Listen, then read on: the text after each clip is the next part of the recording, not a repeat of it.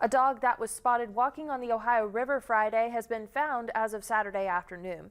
According to Humane Officer with the Humane Society of Parkersburg, Cassie Wright, the Humane Society had received a call at 11 o'clock Friday morning about a dog that was spotted walking on the frozen Ohio River near the gazebo at Point Park. Footprints with a straight line between them indicating a leash were found on the ice and snow in the area. The dog, known as Max, was found by his owners who had been looking for him, along with MOV Drone Works near DeBar Trucking off of Staunton Turnpike before 3 o'clock in the afternoon on Saturday.